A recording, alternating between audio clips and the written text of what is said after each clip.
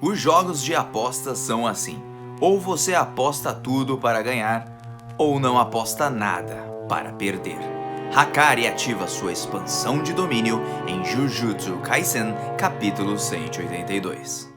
E aí galera do canal do Mano Joe, como vocês estão? Espero que todos estejam muito bem. E hoje, capítulo de Jujutsu Kaisen. Galera, o Hakari já ativou a sua expansão de domínio logo no final do capítulo. Se a gente não teve a expansão de domínio do Okotsu, pelo menos a do Hakari a gente vai ter. E corre junto comigo aqui nesse vídeo pra gente comentar tudinho que rolou nesse capítulo na luta entre Charles Bernard e Hakari Kinji. Ou Kinji Hakari.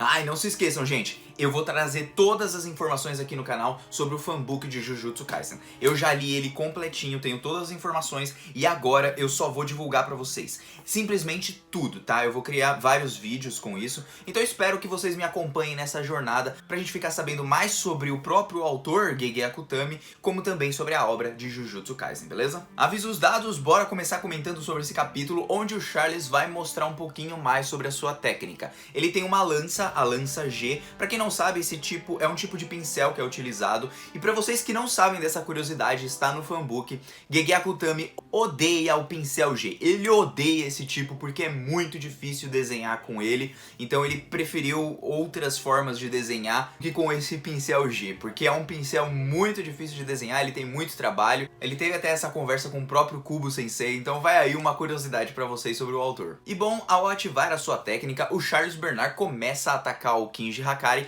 que não tira nem a mão do bolso. O cara é cheio de moral, eu gostei muito do estilão dele, porque aquele cara, tipo, mano, não tem essa não, velho. A gente vai ou pro tudo ou nada, e eu usou com o maluco aqui na moral. Enquanto isso, o Gege Akutami mostra mais uma vez que ele é um grande fã da Jump quando ele menciona uma frase ali que tem do mangá de D-Grammy. Pra quem não sabe, eu sou um grande fã de D-Grammy, tipo, eu adoro muito a autora de D-Grammy. Pena que ela tá sempre doente, então, tipo, tô esperando até hoje por um final daquela obra. O Charles cita essa frase principalmente porque o mundo da imaginação é o mundo onde os autores habitam. E pra quem leu o fanbook, dá pra perceber que o Gege Akutami gosta muito de imaginar, né? O mundo onde a gente tem na nossa mente, que é o nosso espaço, assim, onde a gente tem pra a gente pensar diversas coisas, criar várias coisas através da nossa mente, é um mundo muito vasto. E isso mostra as características do personagem do Charles. Ele é aquele tipo de otaku que, mano, eu tenho toda a imaginação aqui na minha cabeça, todas as ideias e tal, e eu quero inventar, eu quero criar coisas diferentes, o dedo torto, igual ele mostrou lá no editorial da Jump. E ele quer ser livre pra criar todo tipo de coisa, ou seja, botar terror na comédia, a comédia no terror, romance na comédia do terror.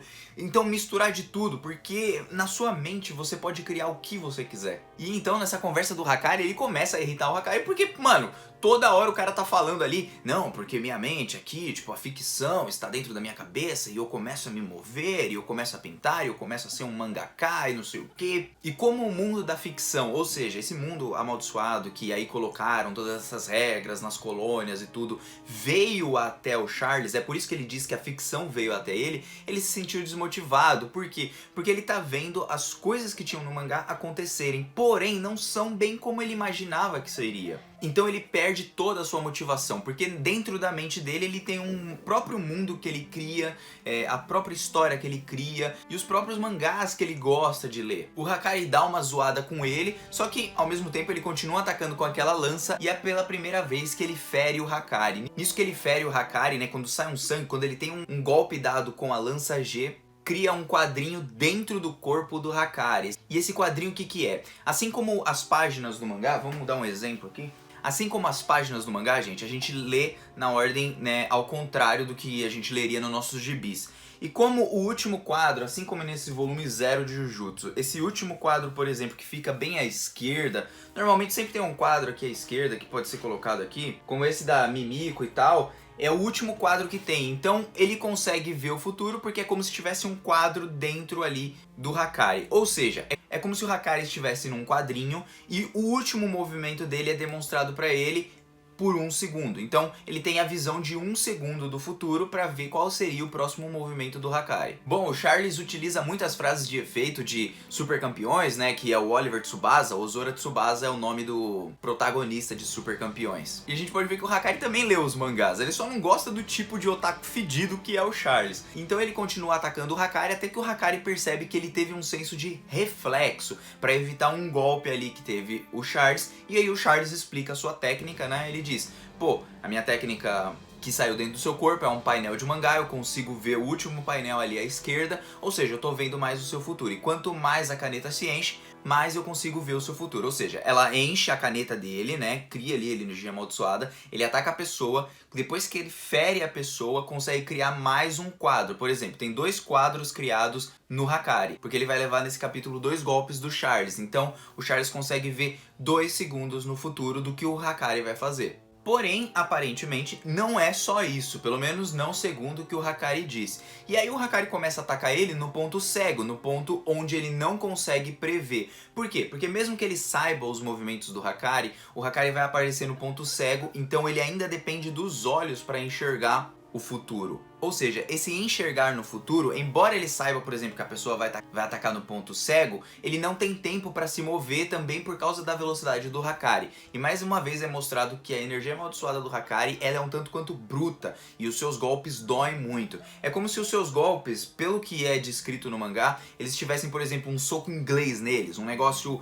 espinhoso neles, sabe? Que doesse pra caramba. É a diferença de uma mão leve para uma mão pesada. Imagina você tomar, por exemplo, um soco de um cara muito forte, assim, tipo, que a mão dele é muito grande, o soco dele é pesado, é espinhoso. Já é diferente de um soco meu, por exemplo, que sou uma pessoa magra. Nisso o Hakari consegue finalmente atacar o Charles e, mano, só porrada bruta, só chute bruto em cima do maluco. E mesmo que o maluco consiga ver ali um pouquinho segundos à frente, ele não consegue atacar o Hakari porque o Hakari é mais rápido do que os olhos podem ver. Então mesmo que ele tente se prevenir, o Hakari consegue lá meter o porradão em cima dele. Bom, o Hakari fala que vai quebrar o Charles, né? Porque ele não gosta desse tipo de otaku que quer brigar por pouquinha coisa. Então lembra muito aqueles otakus tipo: meu Deus, o final foi horrível, vamos lá no Japão bater no cara. Então eu acho que foi de uma certa forma, talvez indireta ou diretamente, uma zoeira do Gegeki Utami com os fãs, com os otakus mesmo, né? E aí então, né, o Charles fica pé da vida porque ele já está quebrado, né? Até porque a obra dele foi negada na própria Jump, mano. E olha, o pessoal quando pega a raiva da Jump, pega a raiva mesmo. Nisso o Charles acaba desferindo mais um golpe no Hakari, mas eu tenho a impressão que o Hakari deixou meio que ele ferir ele também, porque o Hakari tava cagando pro maluco. E aí o Hakari simplesmente na última página do capítulo, enquanto o maluco tá falando, ele pega lá, ó, pega as mãozinhas aqui, ó, pô, apostador incansável, expansão de domínio. Maluco, já entrou as informações do domínio da técnica do Hakari na cabeça do Charles e a gente já vai saber como funciona a técnica dele. E a Kutami não tá pra brincadeira não, velho, já mandou uma expansão de domínio ali pro negócio ficar doido. E bom, gente, esse capítulo foi muito legal, principalmente pelas referências aos mangás, né? Ele fez ali referência ao Tsubasa, né, que é o Super Campeões, fez referência também a D. Grayman, que são obras que eu gosto muito, e eu lembro dessa frase que é dita no volume 1 de D. Grayman, né, que queria ser um astronauta, mas não era pra ser, então vivo no espaço da minha mente, tal. Eu lembro dessa citação que tem, né, no primeiro volume de D. Grayman, e é muito, mas muito maneiro. Eu gosto muito da obra de D. Grayman, então eu gosto que o Gegeki Utami é um otaku mesmo. Quando você lê o fanbook, ele mesmo se autodenomina um otaku, tipo, um otaku chatão, um otaku que gosta de ver um monte de coisa, que gosta de ver um monte de obra. São obras até diferentonas que a gente pode ver, então você vê que o Gegeki Utami tá aproveitando o Charles Bernard para colocar um pouquinho dele mesmo dentro da obra do mangá, o que deixa não só o personagem Charles, mas como também deixa a obra um pouquinho mais rica. Você vê que ele tem ali várias referências, ele gosta de utilizar várias coisas, e pra quem não sabe, o Gegeki Utami gosta muito de poemas. Os poemas de Bleach, tipo, ele se inspira pra caramba pra utilizar frases ou poemas do mesmo estilo de Bleach, embora ele diga que, pô, ele não consegue direito. Então, além dessas coisas do Charles que eu trouxe aqui como curiosidade pra vocês, gente, o poder dele aparentemente é simples, porém é um negócio assim que é meio perigoso, né? Você consegue ver a pessoa 2 segundos no futuro e graças a isso ele consegue desviar dos golpes do Hakari. A ponto que quanto mais segundos ele tiver e quanto mais a caneta se encher, mais ele pode atacar o Hakari, mas ainda tem um ponto, né? Ainda não explicou totalmente a técnica do Charles, pelo menos eu acredito que não é só isso. E agora fica a nossa curiosidade para saber como funciona a técnica do Hakari. Bom, Eu vi que saiu um vídeo do Tassiano, ainda não vi, né, pra saber qual que é a técnica dele, mas por se tratar de apostas e pela capa do volume 18, eu acredito que vai ser tipo um jogo de cartas.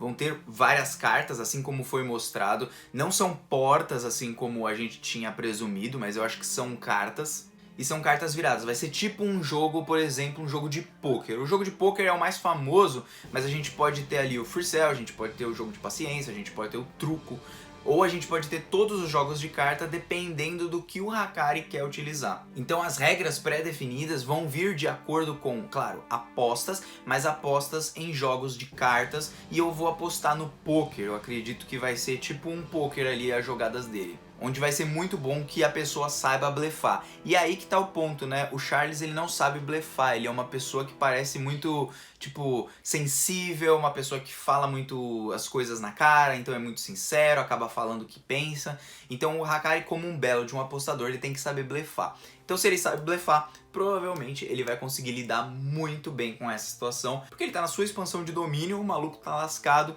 e mano, acerto garantido ali vai funcionar várias vezes, pelo menos é o que eu acredito. Gostaria de saber quais são as suas apostas para a expansão de domínio do Hakari. O Mano Joe aqui tá vazando, e mano, muito obrigado mais uma vez por vocês terem acompanhado até aqui. Eu curti demais esse capítulo de Jujutsu. Olha, o Gigaku Tami tá de parabéns.